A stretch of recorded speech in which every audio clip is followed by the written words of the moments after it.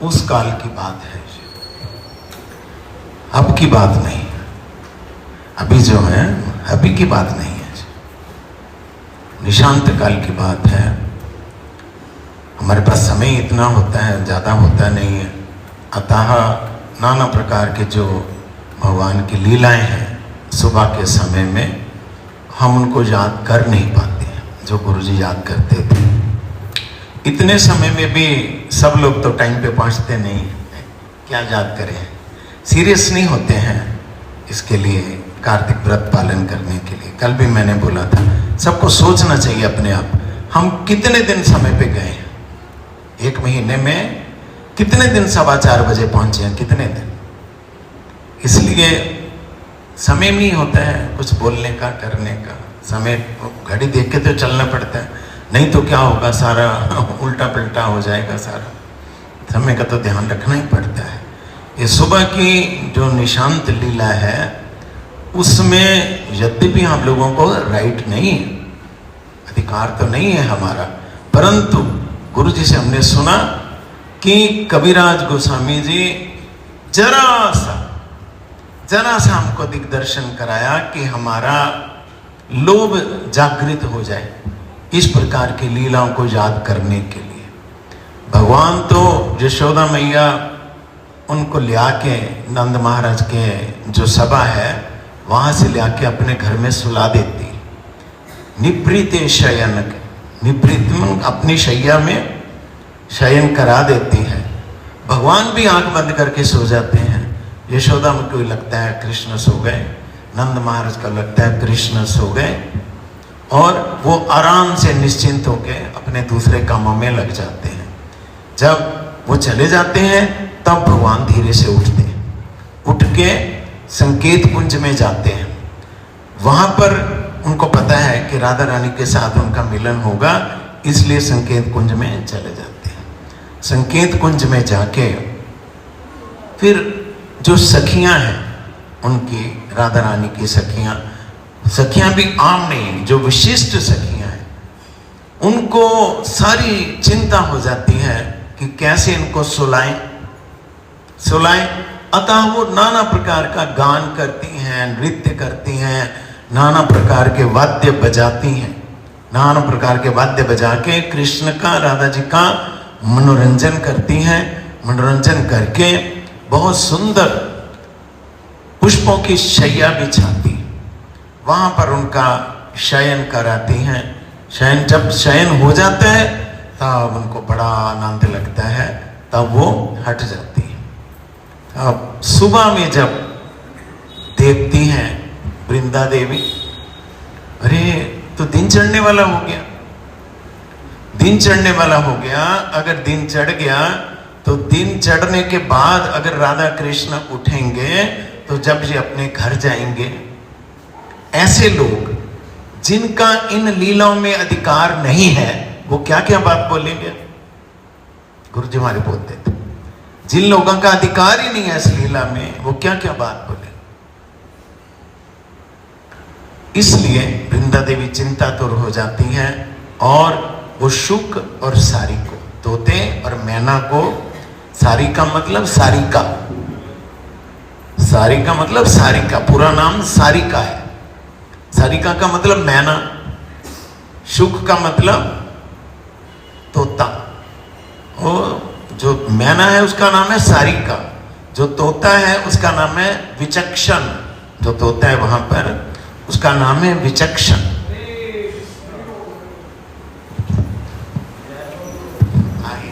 हरे कृष्ण।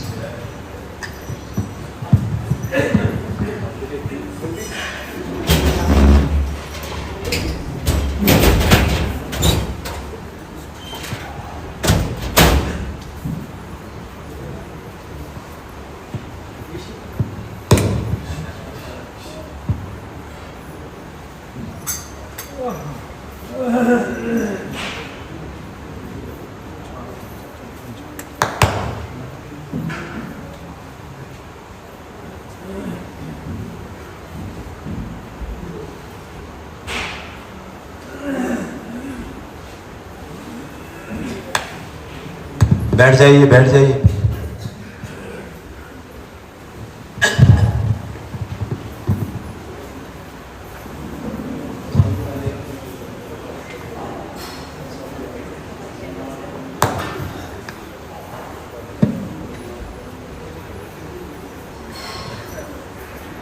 लोगों का सौभाग्य है कि आज की तिथि में हमारे राधा वल्लभ दास अधिकारी प्रभु हम लोगों को उत्साह देने के लिए, आशीर्वाद करने के लिए यहाँ पर आ गए हैं। हमारे गुरु जी बोलते थे, एक भी भजन परायण व्यक्ति, एक भी भजन परायण व्यक्ति अगर उपस्थित हो जाए वो सबको भजन में लगा देता है, और करोड़ जो भजन नहीं करने वाले वो एक को भी नहीं लगा सकते। इसलिए उन्होंने तय सारी आयु इस प्रकार अनन्य भजन में गुजारी है। उनके आने से हम उनका लाभ उठाएंगे। मैं अपनी बात को फिर कभी कह दूंगा। संक्षेप में यही है कि जो विचक्षण है वो सारिका दोनों है वहां, तो उनको चिंता हो जाती है वृंदा देवी को, तो वो सबसे पहले विचक्षण को और सारिका को बोलती है, अरे उठाओ इन्हें जल्दी, बहुत देर हो गई, उठाओ इन्हें। वो स्वयं तो नहीं उठाती हैं पर उनको बोलती हैं। तब जब उनको बोलती हैं तब एक एक करके सारिका गुण बखान करने लगती हैं राधा रानी के। तो जो विचक्षण है तो तब वो कहता है, आप क्या गुणगान करेंगी राधा रानी का? मैं बताता हूं कृष्ण का क्या गुण है। वो कृष्ण का गुणगान करते हैं। वहां क्या है, शुक सारी पद्य सुनी उठे राधा नीलमणि, है ना। वो नाना प्रकार की कविता है, बहुत बात है उसमें, वो क्या बोलते हैं, वो क्या बोलते हैं, समय नहीं है। फिर जब इस प्रकार बात होती है तो कृष्ण राधा उठ जाते हैं। उठे राधा नीलमणि, उठ के भी नहीं उठे, उठ तो जाते हैं, आंख खोल देते हैं, उठ गए। उनको उन्होंने देख लिया कि हाँ दिन चढ़ने वाला है, फिर जानबूझ के आंख बंद करके लेट जाते हैं। क्योंकि भगवान को पता है कि एक जो कखटी नाम की वानरी है वो अपेक्षा में बैठी है मेरी कि उसको भी कोई सेवा मिले, इसलिए जाग के भी फिर सोने का भी नहीं करते।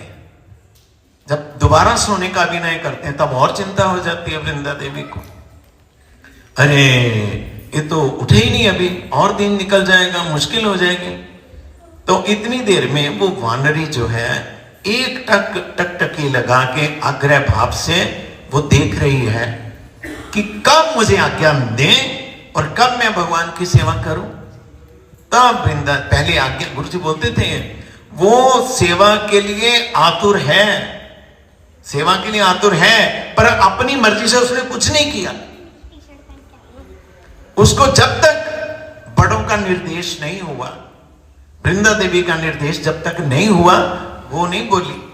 जैसे ही वृंदा देवी ने इशारा किया तब कखटी वानरी जो है वो शोर करती है, अपनी भाषा में शोर करती है। उसकी भाषा जो है, उसकी भाषा, वानरी की भाषा यद्यपि कर्कश है, नो डाउट, वानर की भाषा मधुर तो होती नहीं है, परंतु भगवान को उसकी कर्कश वाणी भी मधुरी लगती है, क्योंकि दिल से वो पुकारती है।